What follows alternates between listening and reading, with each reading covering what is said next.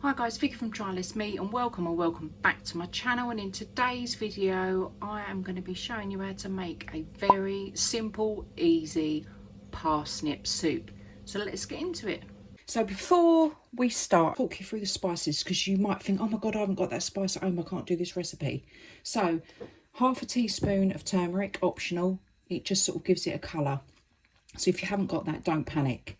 Then you need some kind of cumin. Now you're meant to use seeds, but I didn't have any, so you need to use cumin or cumin seeds. This is what's going to give it the spicy, sort of earthy feeling of your soup. 1 teaspoon of some kind of cumin, so you need that. That's sort of almost like a must.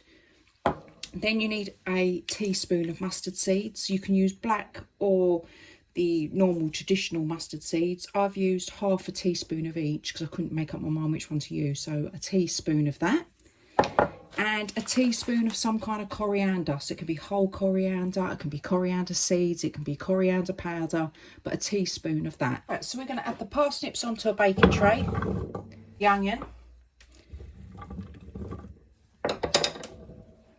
we have got our herbs. So we're going to sprinkle them over the top. And our garlic.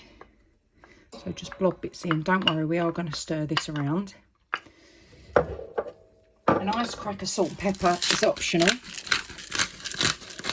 just going to drizzle. Be very careful not to overdo it.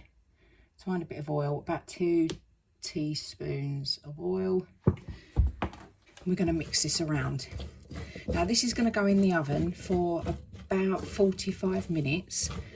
But what I want you to do is put it in the oven like this for 25 minutes, set an alarm, get it out, give it a good mix, and then put it back in again for another 25 minutes. I'll take these out and just quickly have a look. They've been in 25 minutes. Wow, look at them. I'm going to mix all this round and then put it back in for another 25 minutes. So this has been in for 45 minutes, all toasted. As you can see, it's all sort of nice and crispy and crunchy. The onions are going to give it loads of depth and flavour.